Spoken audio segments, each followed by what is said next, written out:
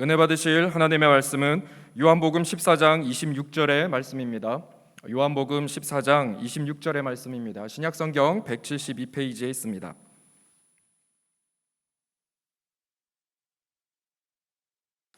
요한복음 14장 26절의 말씀을 합독하시겠습니다.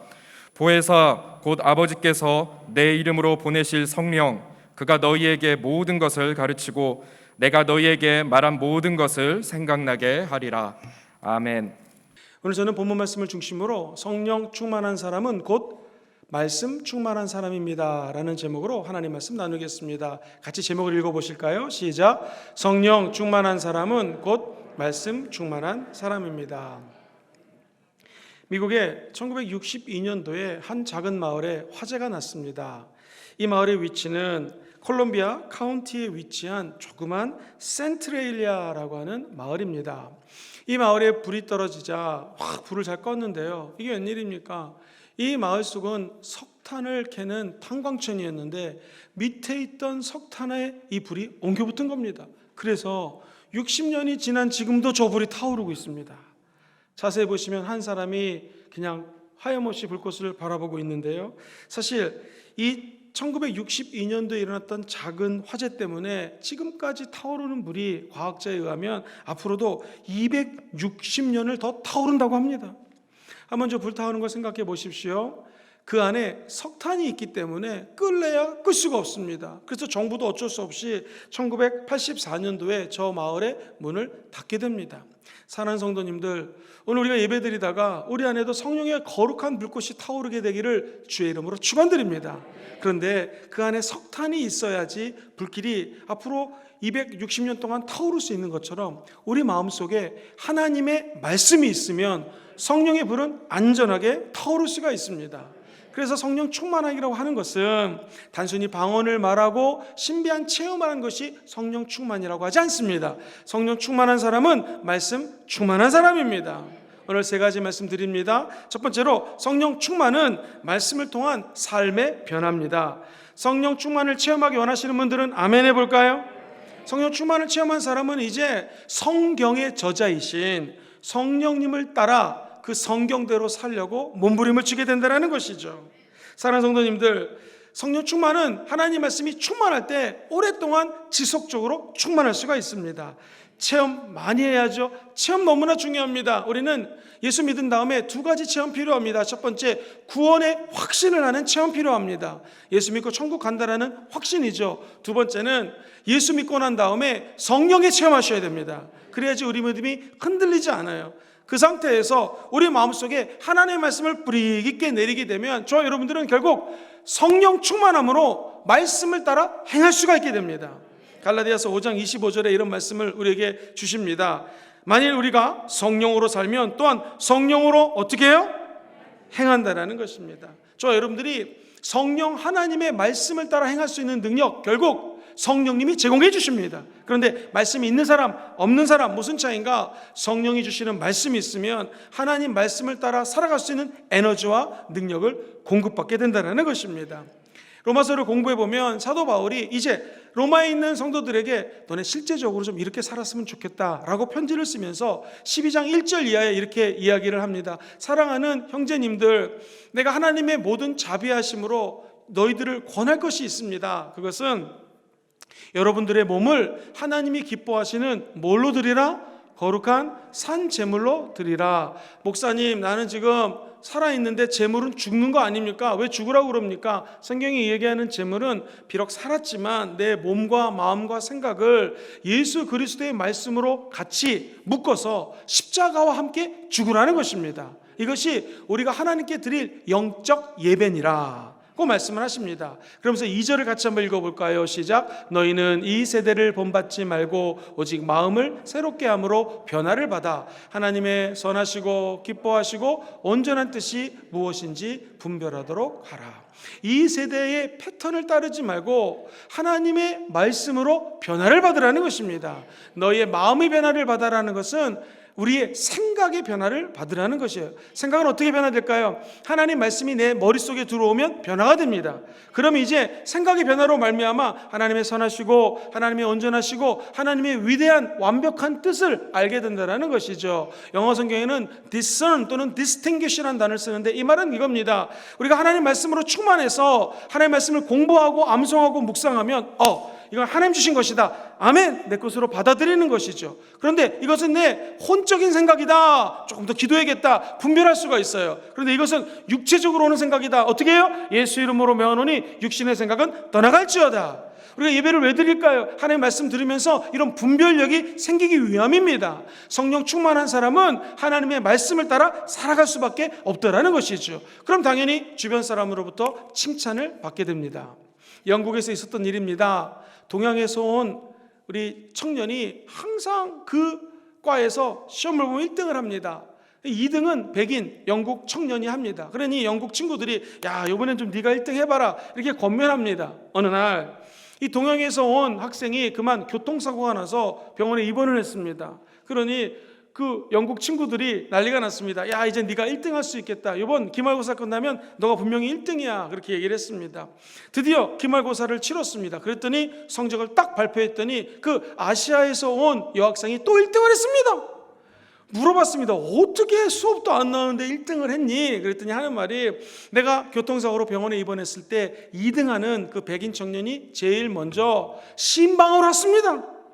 그래가지고는 용기를 줬고 그 다음에 노트 필기한 거를 끝나면 갖고 와서 전부 다 가르쳐주고 내게 제공해줬기 때문에 1등을 할 수 있었습니다. 사실 나는 공부벌레기 때문에 1등하지만 인성은 저 2등한 청년이 훨씬 더 나보다 뛰어납니다. 그래서 모든 학생들이 그 2등한 청년을 존중하고 존경했다라는 것입니다. 사랑하는 성도님들, 예수 믿는 사람은 어떻게 살아야 될까요? 우리가 성령 충만한 삶을 산다는 것은 성령이 역사하시고 말씀이 우리 안에 들어와서 변화된 삶을 사는 것입니다.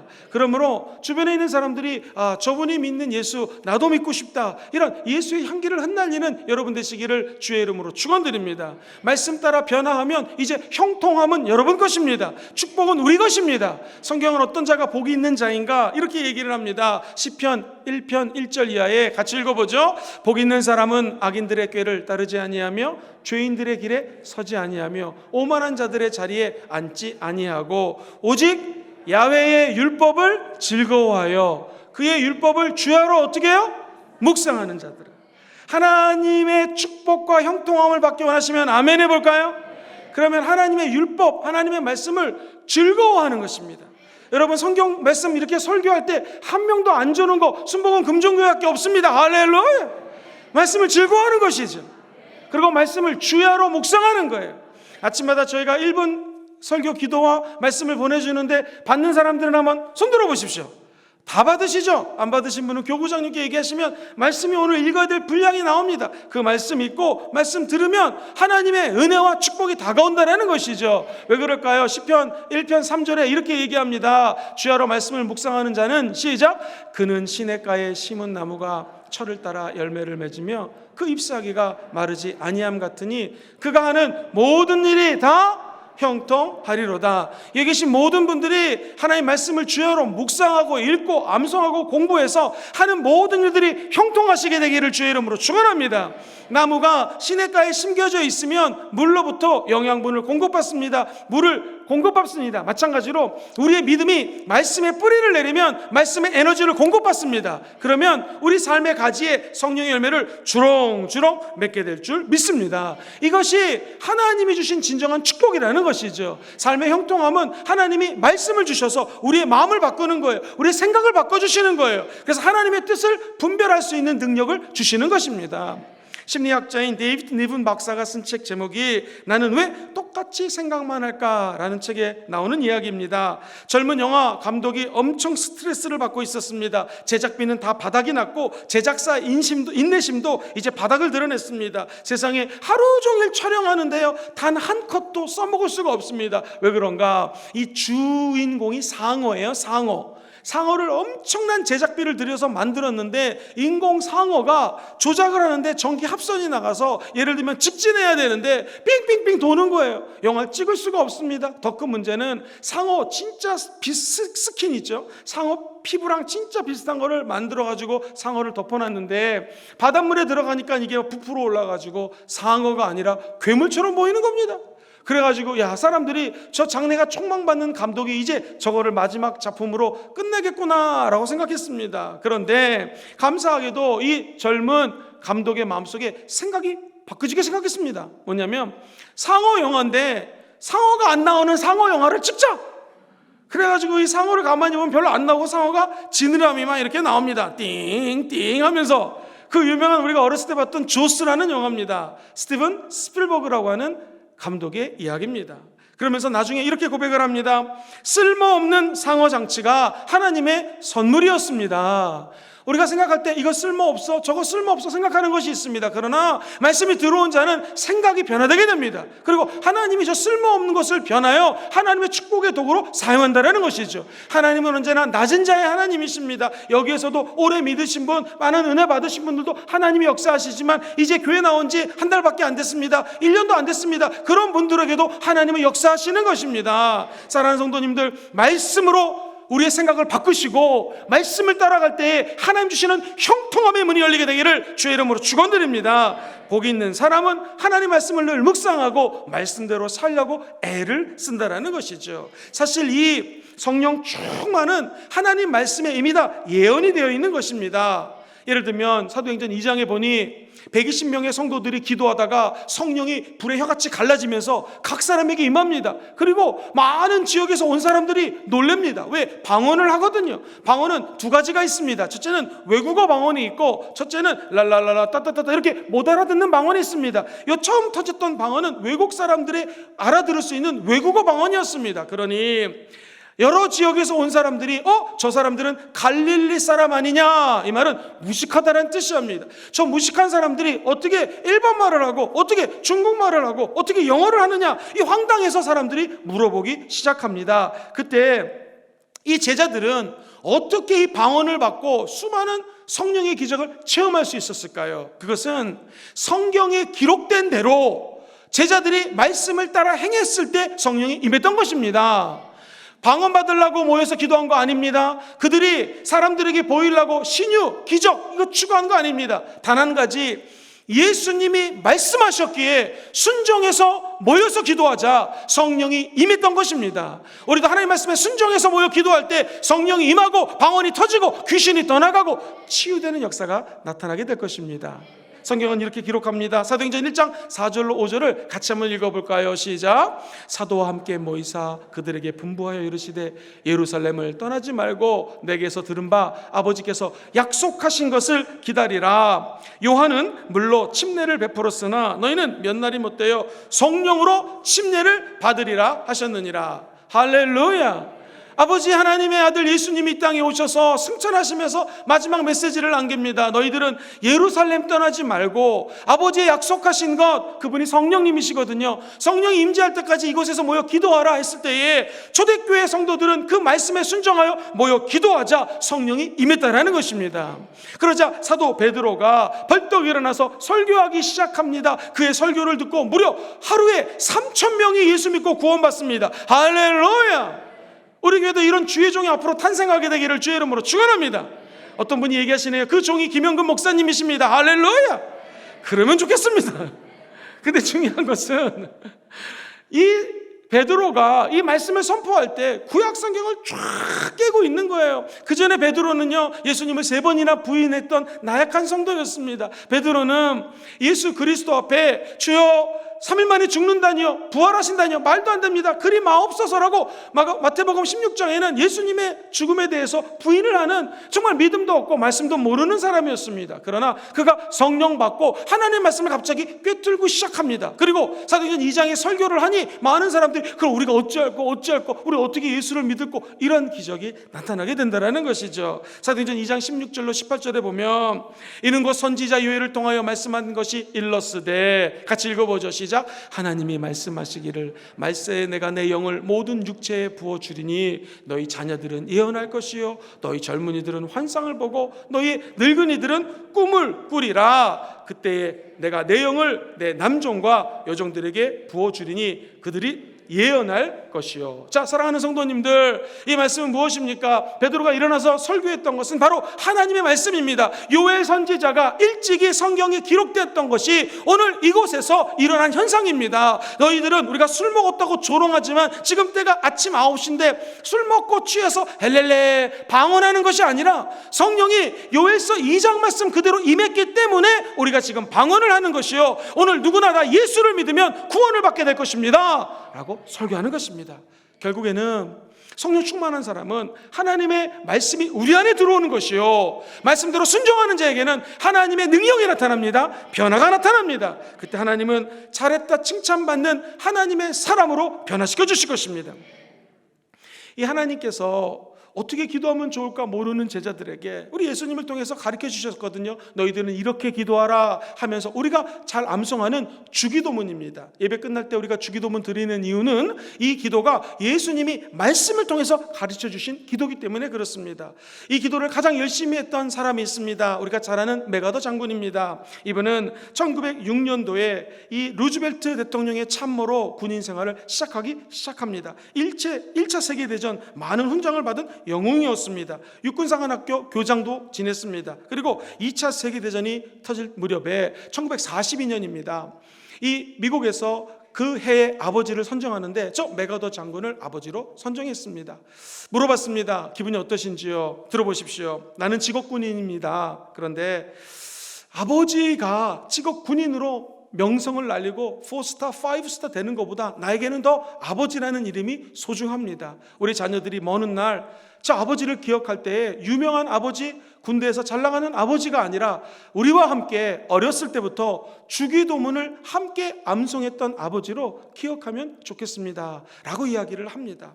예수님이 가르쳐 주신 그 말씀을 따라 기도했던 메가더 어떤 일을 벌였을까요? 필리핀이 일본에 의해서 뺏기게 됩니다. 그 메가더 장군이 가서 필리핀을 탈환합니다. 그리고 남아있는 필리핀 수뇌부에게 필리핀을 다시 돌이켜주면서 이런 얘기를 합니다. 손을 얼굴에 감싸며 울면서 아무리 생각해도 이 전쟁에서 이긴 것은 나 때문이 아니라 하나님이 이 전쟁에 이기게 해주셨습니다. 그러므로 여러분들 저와 함께 주기도문을 하나님께 드리지 않겠습니까? 하면서 필리핀이 되돌릴 때에 주기도문을 드렸던 분이 메가더 장군입니다.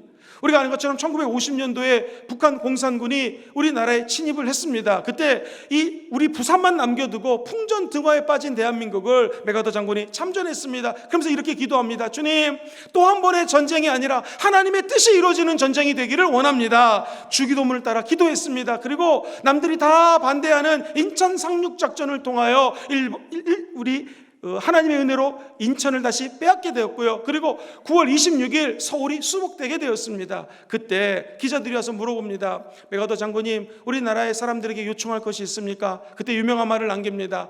가능하면 저와 함께 하나님이 가르쳐 주신 주기도문을 같이 암송하겠습니까? 라고 주기도문을 암송하기 시작합니다. 사랑하는 성도님들, 우리가 이 땅에 살면서 해야 될 것이 많이 있습니다. 그 중에 하나는 하나님의 뜻이 하늘에서 이루어진 것처럼 여기 계신 한 분 한 분을 통하여 하나님의 나라가 이곳에 임하게 되어 있습니다. 세워지게 되어 있습니다. 어떤 사람에게 하나님의 약속의 말씀을 붙들고 기도하는 자에게 하나님은 성령 충만도 주시고 말씀을 따라 기도하는 자에게 응답도 허락하여 준다라는 것입니다. 베드로가 성령 충만 받자 말씀을 전하니 사람들이 변화됐습니다. 평신도였던 하나님의 사람이 은혜 받고 자기 죽음 앞에서 이제 순교하기 앞두고 벌떡 일어나서 설교하기 시작합니다. 이 스데반 집사님의 설교는 가만히 읽어보면 어쩜 이렇게 구약 성경을 잘 알고 있는지요. 그의 설교는 전부 다 설교 성경, 설교 성경, 성경 내용을 설교하기 시작합니다. 이 능력이 성령 충만한 자에게 임하게 될 것입니다. 특별히 성령 충만은 곧 말씀 충만이기 때문에 말씀 충만과 성령 충만을 따로 떨어뜨리지 마시고 늘 성령 충만함을 사모하는 순복음 금종교의 모든 성도님들은 말씀을 사모하시고 말씀을 날마다 먹고 묵상하시게 되기를 예수님의 이름으로 축원드립니다. 두 번째로, 우리 교회는 순복음 교회인데 오순절 교회라고 얘기합니다. 이 오순절 운동은 바로 말씀 운동입니다. 오순절 운동 이 자체가 말씀 운동으로 시작되었습니다. 자, 초대교회로 다 같이 여행을 떠나보시죠. 2000년 전에 성도님들이 예수님께서 예루살렘 떠나지 말고 기도해라, 이 말씀에 순종해서 기도하자 성령이 임했습니다. 그죠? 그렇다면 현대의 오순절 운동은 어떻게 일어났는가? 정확하게 1900년도였습니다. 12월 달에 파람이라고 하는 하나님의 목사님이 이 베델 신학교에서 이렇게 얘기합니다. 캔사스주 토피카라는 지역에 있는 목사님이셨는데, 여러분 숙제를 내드리겠습니다. 방학 동안에 성경 말씀 사도행전을 읽으면서 성령님이 임재한 증거가 뭔지를 한번 조사해서 모이십시다 라고 숙제를 냈습니다. 학생들을 가르쳐 보면은요, 교수님이 수업 시간에 강의 잘하는 것 중요합니다. 그런데 더 중요한 건 좋은 숙제를 내주면 학생들이 숙제하다가 레포트 쓰다가 더 실력이 향상됩니다. 이 학생들도 열심히 사도행전 읽다 보니 성령 받은 것이 방언을 받은 거네 라는 답을 찾아왔습니다. 교수님 방언이 터졌습니다 라고 하나님 앞에 사도행전을 근거로 이야기합니다. 그랬더니 이 교수님이 그래요, 우리 같이 기도해 봅시다 라고 하면서 신학생과 함께 주여 삼창하고 기도합니다. 그날이 1901년도 1월 1일이었습니다. 그날 성령님이 오스만이라고 하는, 정확하게는 아그네스 오스만이라고 하는 여학생에게 방언이 임했습니다. 할렐루야. 그리고 그곳에 있는 모든 신학생들과 주의 종들이 성령 충만함을 받았습니다. 이것이 오순절 운동의 시작이 됩니다. 지금 동안 120년 동안 오순절 운동이 펼쳐졌습니다. 오순절 운동은 그냥 방언하고 랄랄라하고 뭐 기뻐하고 이거 아닙니다. 감정 충만이 아니라 정확하게 말씀 충만한 것이 오순절 운동입니다. 왜 그럴까요? 오순절 운동은 성령을 사모하는 운동이거든요. 따라해볼까요? 성령님 환영합니다. 성령님 인정합니다. 성령님 모셔드립니다. 자, 그렇다면 이 성령운동 우리만 할까요? 아니요. 제가 고신측 교회 가서 집회를 인도해봤습니다. 그랬더니 박수를 치면서 찬양하는데요, 우리 교회보다 더 뜨거워요. 순복음 금정교회가 아니라 딴 교회보다 더 뜨거워요. 그리고 장로교 통합측 가서 한번 집회를 인도해봤는데 엄청 성령운동합니다. 합동측 마찬가지입니다. 감리교 마찬가지입니다. 성결교 마찬가지. 이제는 교단을 떠나서 성령운동합니다. 왜 예수 믿는데 이렇게 성령운동이 중요할까요? 그것은 성령님은 하나님의 말씀을 생각나게 하시는 분이십니다. 오늘 본문 요한복음 14장 26절을 같이 한번 큰 소리로 화면을 보면서 읽어봅니다. 시작. 보혜사 곧 아버지께서 내 이름으로 보내실 성령, 그가 너희에게 모든 것을 가르치고 내가 너희에게 말한 모든 것을 생각나게 하리라. 보혜사 성령님은 영어로 카운셀러라고 적혀져 있습니다. 상담해 주시는 분, 도와주시는 분, 조력해 주시는 분, 너무나 힘들 때마다 우리의 손을 잡아주시는 분이 좋으신 보혜사 성령님이십니다. 그분은 어떻게 받아요? 아버지께서, 하나님께서 예수의 이름으로 성령을 보내주십니다. 그럼 그분은 무슨 일을 하는가? 저 여러분들이 예수님의 말씀을 생각날 수 있도록 인도해 주시는 거예요. 그러므로 성령 운동하는 교회의 특징은 무엇인가? 성령님이 예수님의 말씀의 세계로 인도해 주시는 것입니다. 우리 성령님이 하시는 일은 저 여러분들을 십자가 앞으로 인도해 주시는 것입니다. 그러므로 제대로 성령 받았으면 하나님의 말씀을 읽고 묵상하고 공부하고 말씀을 따라 행하게 되어 있는 것이죠. 제대로 성령 받았으면 우리는 감정으로 충만한 것이 아니라 하나님의 영으로 충만함 받아서 우리를 예수 그리스도의 말씀의 세계로 인도함으로 받게 된다는 것입니다. 오늘 저와 우리 사랑하는 순복음교회 모든 성도님들이 늘 성령 충만은 곧 무슨 충만? 말씀 충만이라는 거 기억하시고 아침마다 말씀 읽으시고 말씀으로 이 땅에서 당당히 승리하는 여러분 되기를 주의 이름으로 축원드립니다. 그러면 말씀으로 우리의 마음, 생각의 변화를 받아 이 땅에서 선하시고 하나님이 기뻐하시고 하나님의 온전한 뜻을 온전히 분별하는 은혜가 말씀을 따라 성령님께서 도와주실 것입니다.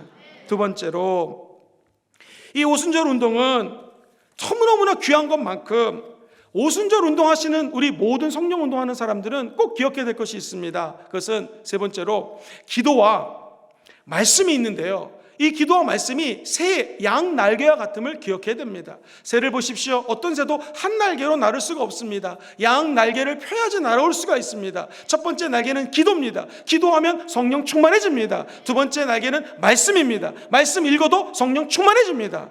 우리는 기도와 말씀에 대해서 잘 생각해야 됩니다. 저 여러분들이 한번 마차를 타고 부산 시내를 관광 떠나겠습니다. 마차를 딱 탔는데 이게 웬일입니까? 한쪽 마차의 바퀴는 크고 한쪽 바퀴는 작습니다. 어떻게 될까요? 바퀴가 엉뚱한 대로 굴러가게 될 것입니다. 목적지까지 못 갑니다. 마차의 바퀴는 똑같아야 됩니다. 마찬가지로 저와 여러분들이 성령 하나님 주시는 하나님의 말씀과 성령 하나님과 기도하는 에너지가 균등하고 밸런스를 갖게 되기를 주의 이름으로 축원드립니다.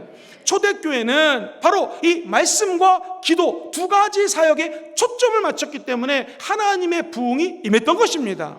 성도들이 구름대처럼 몰려들기 시작합니다. 그때 사도가 일어나서 우리가 너무나 잘 아는 사도행전 6장 3절을 말씀합니다. 저 십자가 뒤에 보시면 붙여있는 것이 있죠. 6장 3절 말씀은요, 성령과 지혜로 충만하여 사람들과 하나님께 칭찬받는 사람들에게 여러 가지 일들을 맡기고, 우리는 해야 될 일이 있는데 사도행전 6장 4절 그 유명한 말이 다음 절에 나와요. 읽어봅시다. 시작. 우리는 오로지 기도하는 일과 말씀 사역에 힘쓰리라.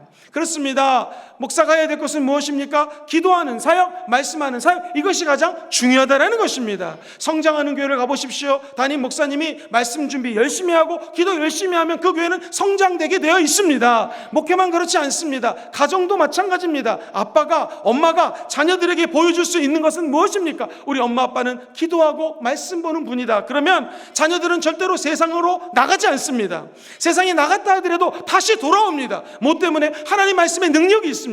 하나님 말씀 붙들고 기도하는 자들에게는요, 자석처럼 쇠붙이가 나갔다가도 다시 붙는 기적이 임하게 될 것입니다. 순복음 금종교의 모든 우리 부모님들은 말씀과 기도 사역에 충실하시기를 주의 이름으로 축원드립니다. 결혼하지 않은 형제자매가 있으면 지금부터 다짐하셔야 됩니다. 내 아내, 내 남편 만나서 가정교회를 세우는데, 이제 남자 청년은 가정교회, 개척교회 목사가 되는 것입니다. 가정교회 세울 때 개척교회 목사님 쉽지 않습니다. 어떻게 승리합니까? 말씀과 기도, 양날개로 승리하게 되는 것입니다.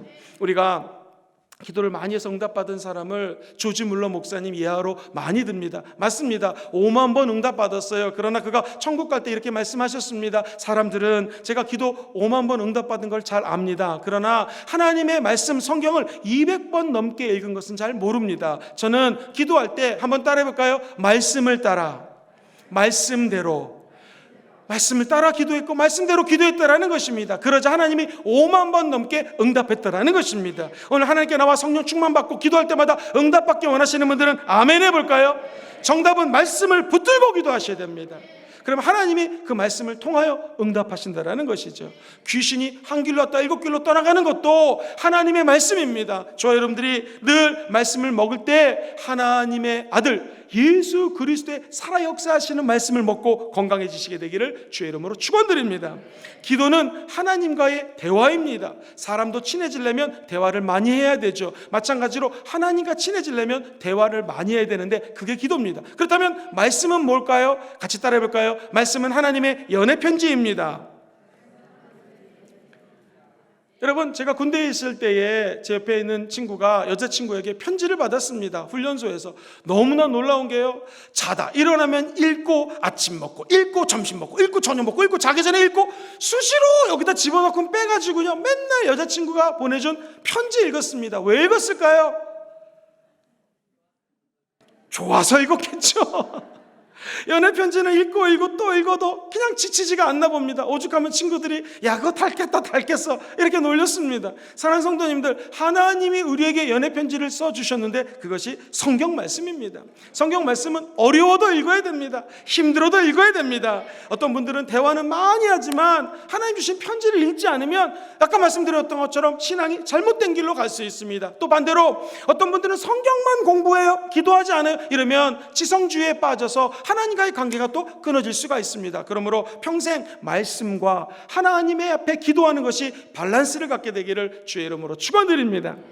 어떤 분이 관광지에 갔더니요, 세상에 이게 웬일입니까?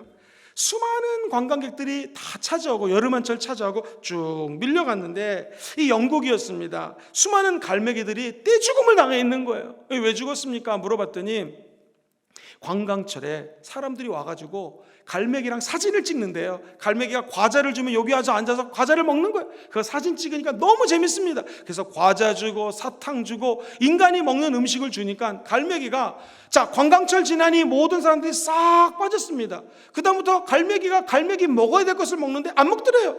결국에는 다 같이 떼죽음을 당하더라는 것입니다. 사랑하는 성도님들, 우리가 여기서 얻을 수 있는 교훈은 무엇입니까? 우리도 예수 믿는 사람이 먹어야 될 것을 먹어야 됩니다. 그것이 바로 하나님의 말씀입니다. 예수님 말씀하시기를 사람이 떡으로만 살 것이 아니요 하나님 입에서 나오는 말씀으로 살게 되어 있습니다. 제가 청소년 집회 가가지고 이 말씀 선포했더니 어떤 청소년이 사람이 떡으로만 살 것이 아니요, 맞습니다, 사람은 라면으로도 삽니다. 맞아, 라면으로도 살죠. 그런데 우리 예수 믿는 사람들은 라면, 불고기 이런 걸로도 살지만 하나님 입에서 나오는 무엇으로 살아요? 말씀으로 살아야 된다는 것입니다. 그 말씀이 우리 삶에 들어와서 갈매와 같이 떼죽음 당하는 것이 아니라 우리가 마땅히 먹어야 될 음식을 먹고 강건해져서 마귀도 쫓아내시고 병마도 쫓아내시고 늘 승리하는 여러분 되시기를 주의 이름으로 축원드립니다. 말씀은요, 무조건 읽고 은혜 받으면, 주의 주신 음성은 무조건 순종하면 하나님의 은혜가 기다리고 있습니다. 1933년도 예수전도단 북미 지역의 총회장님을 지냈던 목사님의 간증입니다. 이분이 말씀하시기를 자기 아버지가 5살 때 일이었습니다. 소련 공산당이 예수 믿으면 죽이고 어렵게 만드니 구소련을 탈출해서 어렵게 성령의 음성을 듣고 도착한 곳이 중국이었습니다. 그런데 5살 때 기억이지만 또렷이 말씀을 하셨답니다. 무엇인가? 이분들이 성령의 음성을 듣지 않고 이제 탈출을 했으니 자기들 생각으로 갔다가 길을 잃었어요. 그래가지고 칠흑같이 어두운데 너무 목이 마릅니다. 사람이 목이 마르면 죽습니다. 그래서 거의 죽기 일보 직전에 회개합니다. 하나님의 은혜로 여기까지 왔는데 잠시 하나님 뜻을 저희들이 따르지 못했습니다. 마치 이스라엘 백성하고 똑같습니다. 용서하시고 다시 우리의 갈 길을 좀 인도해 주십시오 라고 기도했더니 갑자기 그 중에 리더에게 하나님의 말씀이 들립니다. 조금만 더 걸어가서 왼쪽으로 돌아라. 그래서 그 말씀에 순종해서 조금 더 간 다음에 왼쪽으로 돌았더니 웬일입니까? 갈대밭이 있더래요. 이건 하나님 주신 갈대밭이다 해서 갈대밭 밑을 막 모래를 파냈더니 하얀 호수가 나오더래요. 점점 더 팠더니 물이 깨끗해지더랍니다. 그래서 그 물을 먹고 힘을 내어서 안전히 끝까지 탈출했다라는 것입니다. 사랑하는 성도님들, 주의 음성을 들으면 그 음성대로 즉각 순종하십시오. 우리의 생각은 버려버리고 하나님의 생각으로 바꿔버리게 되기를 주의 이름으로 축원합니다. 하나님이 주시는 생수가 기다리고 있습니다. 우리는 땅을 파면 됩니다. 말씀 읽으면 됩니다. 기도하면 됩니다. 그러면 성령의 생수를 마시게 될 것입니다. 어떤 신학자가 참된 기도의 응답은 하나님이 들어주심을 이미 확신하고 기도하는 것이 진짜 기도다 그랬습니다. 제가 이 말을 이해하지 못했다가 나중에 깨닫게 되었습니다. 그것은 뭐냐면 하나님께서 내가 하는 기도를 들어줄 거라는 담대함이 있어야 된다는 거거든요. 이 담대함은 뭐냐면 하나님의 뜻대로 구할 때 응답이 온다는 거예요. 성경은 이야기합니다. 요한일서 5장 14절 같이 읽어볼까요? 시작. 그를 향하여 우리가 가진 바 담대함이 이것이니 그의 뜻대로 무엇을 구하면 어떻게 해요? 들어줍니다. 하나님의 뜻을 어떻게 할 수 있겠습니까? 우리 인간은 부족합니다. 아무리 기도 많이 해도 모를 때가 많습니다. 그때마다 하나님의 뜻은 바로 이 성경 말씀에 있다는 것이죠. 우리가 믿는 담대함은 무엇입니까? 하나님의 뜻, 말씀을 따라 기도하는 자에게는 하나님이 응답해 주십니다. 오늘도 사람들 말 듣지 마시고 하나님 말씀 듣고 기도하십시오. 응답이 여러분 앞에 떨어지게 될 것입니다. 한 가지 이와드리고 말씀을 정리해 드리겠습니다. 가스펠 헤럴즈라고 하는 잡지에 실렸던 이야기입니다.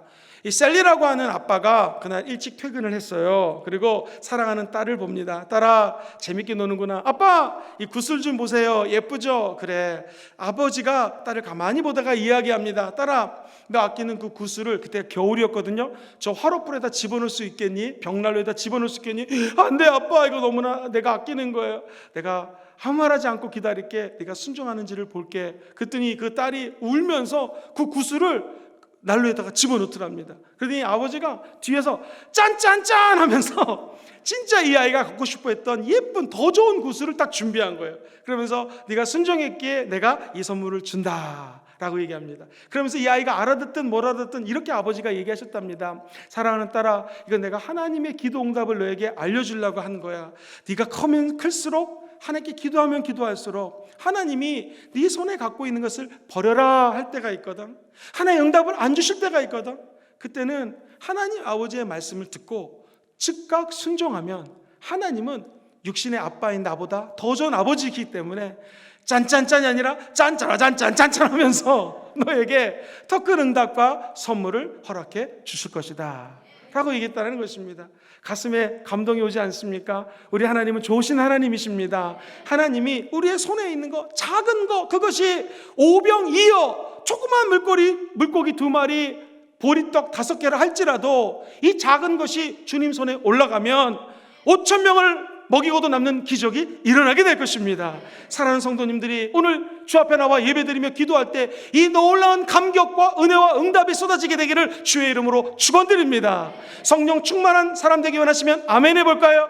곧 말씀 충만한 사람 되면 됩니다. 첫 번째로 성령 충만함은 말씀을 통한 삶의 변화입니다. 여러분들이 성령 충만이 말씀에 예언되어 있으니 말씀을 따라 살아갈 때 기적적인 삶의 변화를 체험하게 될 것입니다. 두 번째, 우리 교단은 순복음 교회는 오순절 운동하는 교회입니다. 이 말씀 운동이 오순절 운동의 기초요 뿌리입니다. 그러므로 성령 운동은 곧 말씀 운동입니다. 성령 운동은 곧 예수 운동입니다. 왜? 성령님은 보혜사 우리 안에 들어오셔서 말씀으로 예수님이 하신 말씀의 세계로 인도해 주시기 때문입니다. 한 주 동안 기도하시다가 예수님 말씀 들으시고 예수님 말씀을 따라 순종하는 여러분 되기를 주의 이름으로 축원드립니다. 마지막으로 새가 날아갈 때 두 날개 필요하듯 기도와 말씀은 양날개입니다. 저 여러분들이 마차를 탈 때 두 바퀴가 필요하듯 하나님 앞에 성령 충만하게 기도하십시오. 성령과 함께 말씀을 읽으십시오.